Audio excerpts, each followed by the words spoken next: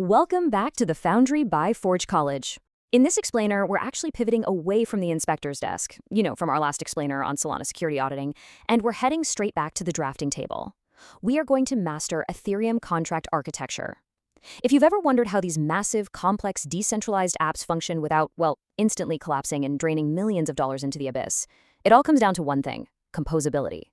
So today, we're looking at the foundational blueprints of smart contract development.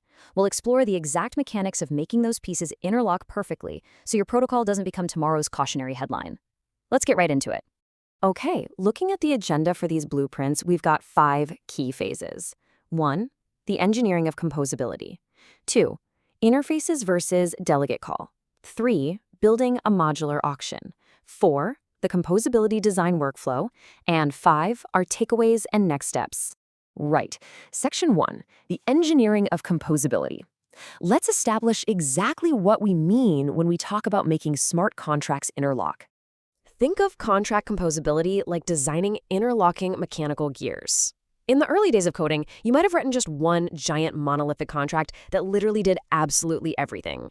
But honestly, that is a complete nightmare. It's kind of like a giant tangled ball of holiday lights, right? One single dead ball ruins the entire string, and finding the actual problem takes weeks of your life. Monolithic contracts are dangerous. They're wildly expensive to deploy and terrifying to upgrade. So composability is how separate contracts safely communicate and share tasks without grinding the whole machine to a halt.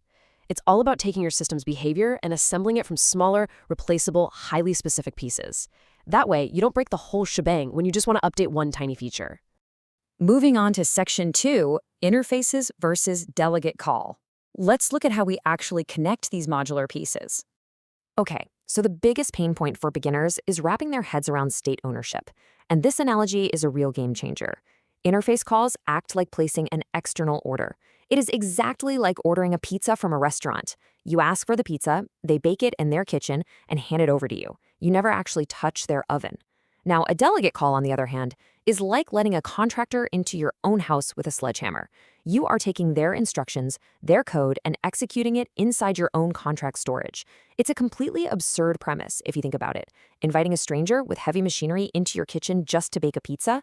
If they make a single mistake, it's your walls that get smashed, your plumbing that gets destroyed, and your users who lose all their money. Let's break down the trade-offs of these two approaches. Looking at state ownership here, interfaces give you clear, isolated boundaries. The callee completely owns its state, meaning a terrible bug-ridden upgrade over there won't spontaneously ruin your contract over here.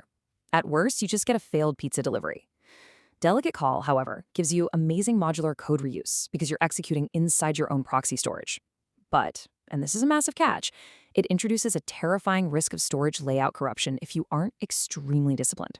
It's powerful for sure, but you are constantly dancing on the edge of a cliff. Which brings us to Section 3, building a modular auction. Let's see how this looks in a concrete prototype. To follow the single responsibility principle, which is absolutely crucial, our auction ecosystem relies on 3 distinct parts. First, the auction core, which acts as our central rules engine.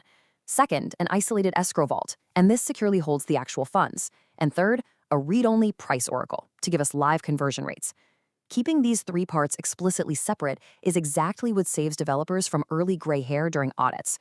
When responsibilities are isolated like this, we can test each one completely independently without worrying about tangled logic snapping under pressure. Now, we've hit a major architectural fork in the road. With these 3 pieces, do we connect them via strict interfaces, or do we try to share state through delegation? The path we choose here fundamentally changes the entire security profile of our application. It's a high-stakes decision that dictates whether our protocol is rock solid or basically a house of cards waiting for a light breeze. So if we use strategy A, the interface-only route, the escrow vault is the absolute uncontested owner of the token balances. Think of the auction core as a mid-level manager, sending emails, and the escrow vault as the highly secure bank that completely refuses to let that manager inside the actual vault.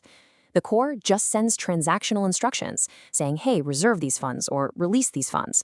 The core never assumes it knows how the escrow's internal storage works. This approach keeps audits remarkably clean and ensures perfectly isolated security zones. But if we choose strategy B, we might decide to reuse a bidding logic module via a delegate call. And yeah, sure, we save some gas and we simplify a few atomic operations.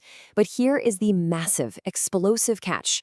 One single storage layout mismatch could corrupt every single bidder's balance in the blink of an eye.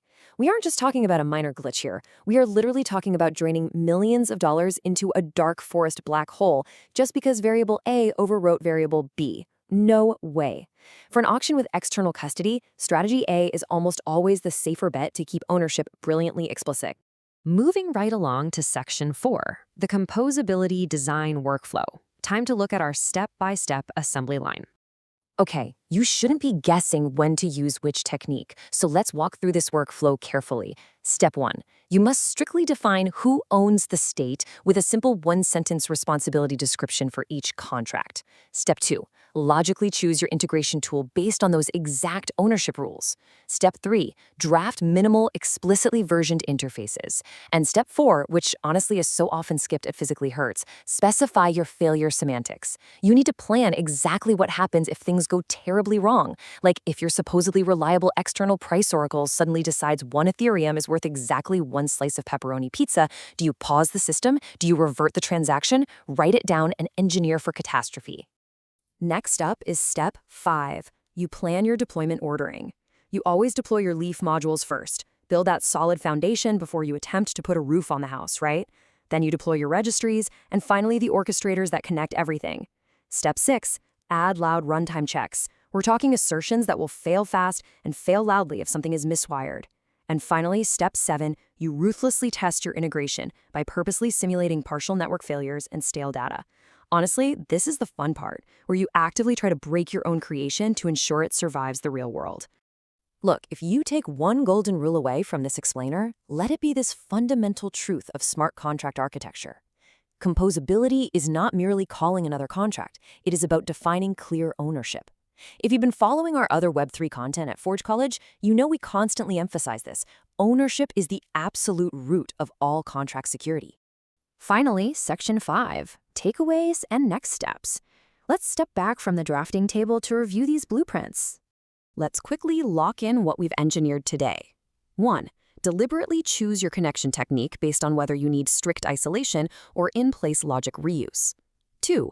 Manage your dependencies explicitly with minimal versioned interfaces. And 3. Encode your data consistency checks directly into your runtime guards. Believe me, these 3 takeaways are the crucial difference between launching a highly secure, battle-tested protocol and waking up to find your project featured as the main headline on a crypto news site for a multi-million-dollar hack. This foundation perfectly sets up our next explainer on managing contract dependencies. We'll be moving on to tackle address registries, version pinning, and how to keep your Compose systems from turning into a fragile house of cards when just one single element needs an upgrade. So I'll leave you with this final thought. If you mismanage these dependencies, what actually happens to the entire system when one deeply integrated gear snaps? It's a nightmare scenario that you absolutely must engineer against from day one. To explore more advanced Web3 explainers and really dive deeper into those deployment pipelines, head over to forge.college. Thanks for joining me at the drafting table today, and keep building securely.